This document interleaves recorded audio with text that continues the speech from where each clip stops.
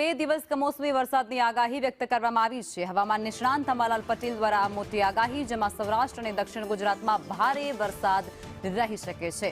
સૌરાષ્ટ્રના દરિયાકાંઠાના જે વિસ્તારો છે, જે જિલ્લાઓ છે, તેની અંદર પણ વરસાદની શક્યતા ભારે જોવા મળી રહી છે, જેમાં ખાસ કરી ભાવનગર અને જૂનાગઢમાં કમોસમી વરસાદની આગાહી વ્યક્ત કરાઈ છે।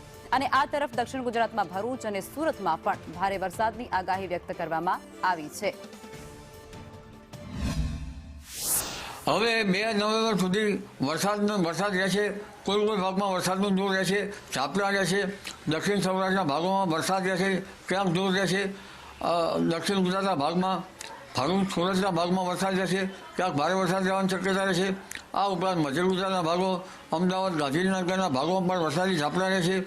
ઉત્તર ગુજરાતના ભાગોમાં, લગભગ મહેસાણાના ભાગોમાં, તેમજ બનાસકાંઠાના કેટલાક ભાગોમાં અને સાબરકાંઠા અરવલ્લીના ભાગોમાં પણ કેટલાક વરસાદી ઝાપટાઓ રહેવાની શક્યતા રહેશે।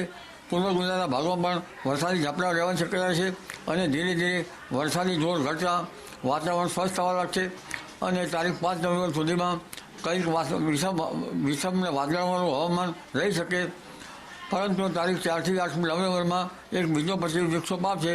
એટલે હવે શિયાળુ પાકોની મોસમ શરૂ થઈ છે, ત્યારે 7 નવેમ્બરથી ઠંડા પવનો ફૂંકાવાની શક્યતા સવારના ભાગમાં રહેતા રવિ પાકો માટે સાનુકૂળ હવામાન થતું જશે।